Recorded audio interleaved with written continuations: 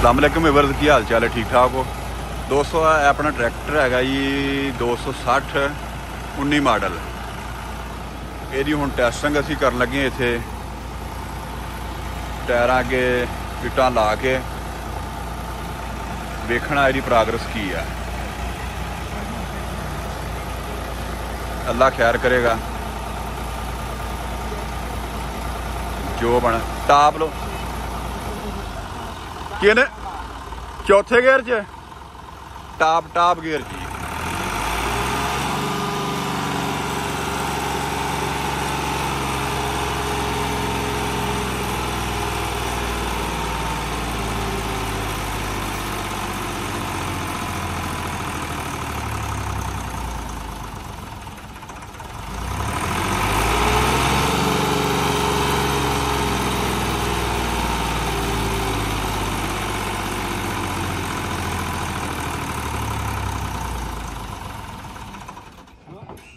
बंद कर दिता विच।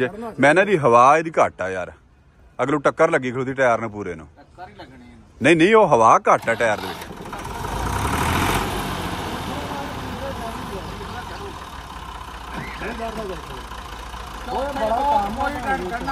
हैं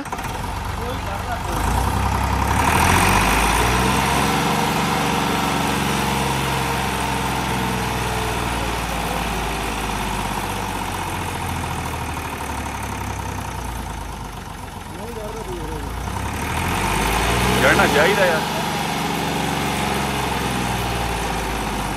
चढ़ गया चढ़ गया चढ़ गया चढ़ गया।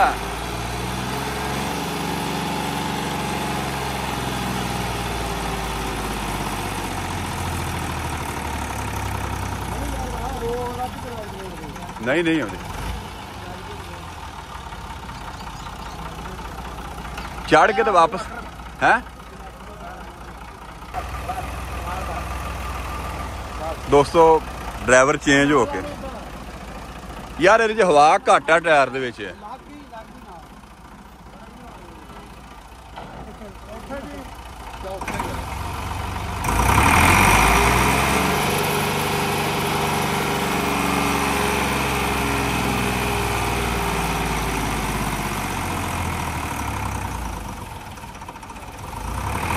तीजे घर आ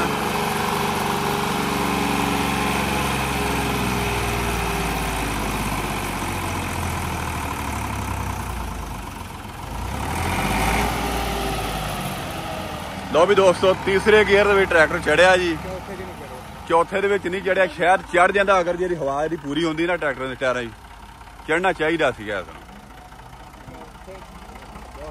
हैं औखे औखे चढ़दे औखे कोई ट्रैक्टर चढ़दे आ शायद चढ़ लैंदा हैं।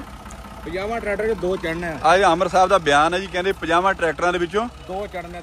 2 चंगे ट्रैक्टर जिहड़े होण। अच्छा 0-0 हाँ नेट वास्ते चढ़नी है। जनाब अकरम साहब कहते नेट दे तो चढ़नी है। Thanks for watching Punjabi Batu ji.